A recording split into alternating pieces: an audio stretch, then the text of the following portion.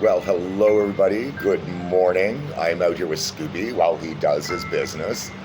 And I was thinking about how age and what I've considered to be old or young has shifted throughout the years.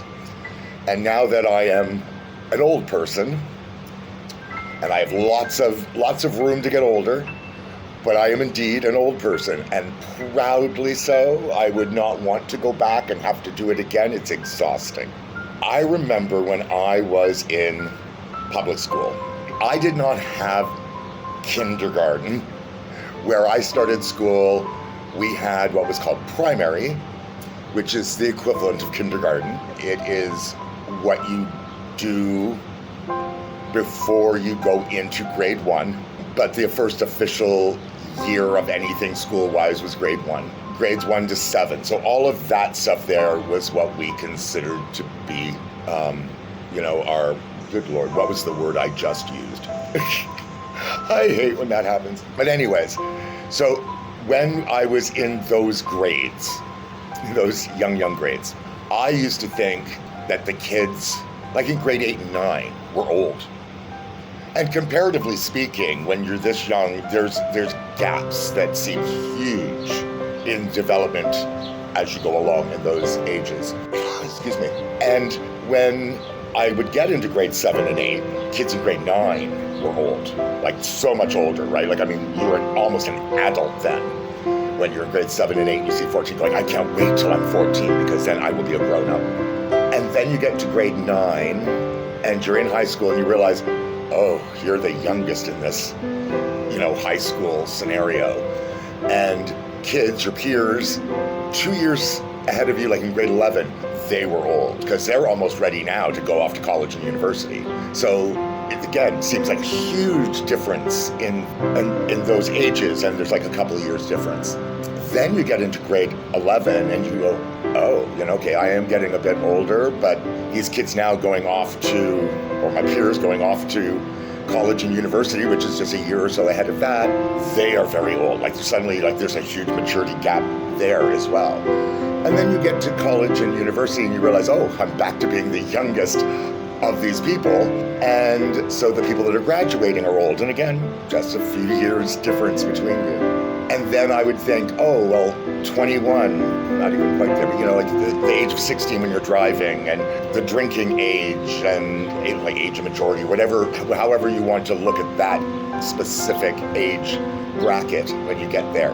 And as I would get older, and I'm going to preface again, or go in a tangent again, as I always do, I used to think, as I was going along those things, I kept thinking, I'm mature. And then at the same time realizing how young you still technically are. And when I would think of child, I would think of the age of 16 to 18, I'm like going, oh, that's old. And then when you get to 16, 18, you're thinking, oh, 25, that's ancient, right? And at those ages, I'm like going, I can't even imagine living past 40, right? Because to me, that's just so over the hill.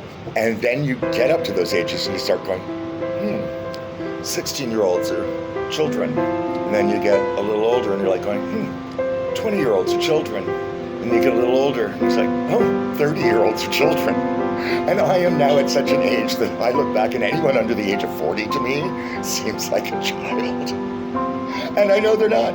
They are people that can be grandparents by then. And I'm still thinking of them as young children, comparatively speaking to where I'm at now, when I think of everything that I've gone through, and when you really start feeling I don't want to say the effects of your age. I don't mean like getting old and decrepit or anything. I just mean when you start looking back and just realizing how many things you've learned along the way.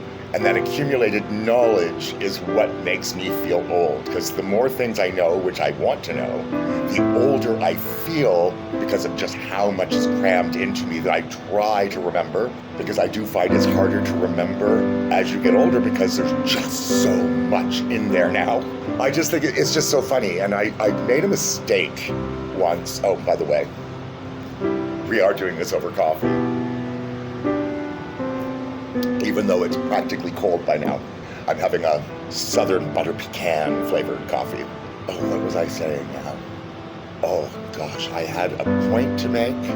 If I don't remember it now and I remember it while I'm editing, I'll just throw it in somewhere like I always do. Oh, that's so annoying.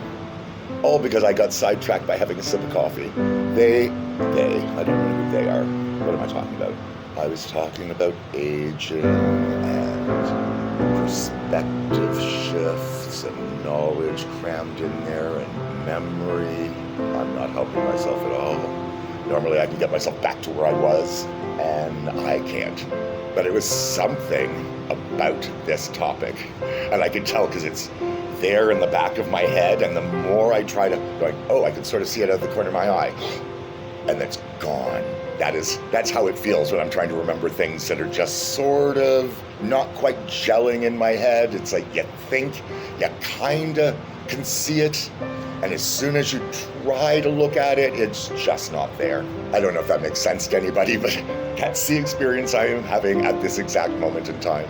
I can't think of what it was. So I think I'm just gonna get ready to call this quits and go inside. So I hope everybody has a wonderful, wonderful day. It is the perfect temperature out here today. It is not hot, it is not cool, I should say cold. It's got just enough breeze, just enough cool breeze. It's beautiful and sunny, hardly any clouds in the sky. I mean, it really doesn't get better than this for me. So until the next time, as always, take care of yourselves and each other.